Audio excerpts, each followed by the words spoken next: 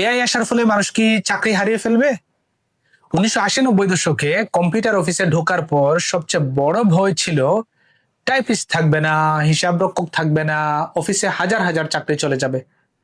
ভয়টা পুরোপুরি ভুলও ছিল না।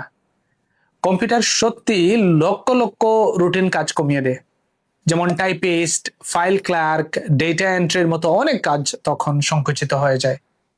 কিন্তু একই সঙ্গে নতুন পেশারও জন্ম হয়, যেমন software engineer, web developer, IT support, cyber security বিশেষজ্ঞ, UI UX designer, digital marketer, data analyst, এরকম বিভিন্ন পজিশনের তৈরি হয় এবং সেই সকল জায়গায় বিভিন্ন মানুষকে কাজ করার প্রয়োজন দেখা দেয়। অর্থাৎ চাকরি হারিয়েছে, আবার নতুন চাকরিও তৈরি হয়েছে। এখন কথা হচ্ছে, এআই এর ক্ষেত্রেও কি তাই হবে?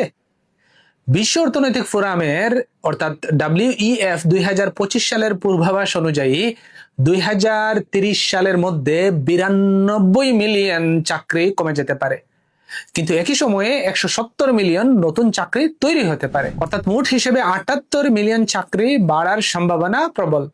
তবে এখানে একটি গুরুত্বপূর্ণ বিষয় আছে, এআই মূলত চাকরি নয়, কাজের ধরন বা টাস্ক বদলাচ্ছে।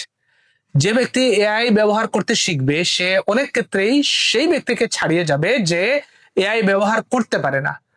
IMF এর বিশ্লেষণে বলা হয়েছে, এআই নতুন দক্ষতার চাহিদা বাড়াচ্ছে এবং নিয়মিত দক্ষতা হালনাগাদ করাই সবচেয়ে বড় চ্যালেঞ্জ হয়ে দাঁড়াচ্ছে।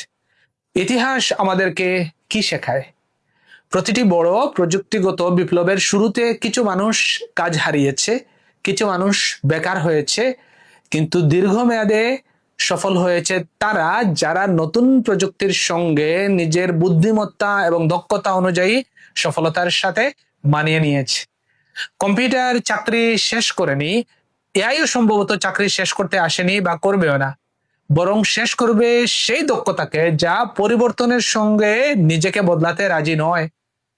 এআই আপনার চাকরি নাও নিতে পারে, কিন্তু এআই ব্যবহার করতে পারে এমন একজন মানুষ হয়তো আপনার জায়গাটা নিয়ে নেবে।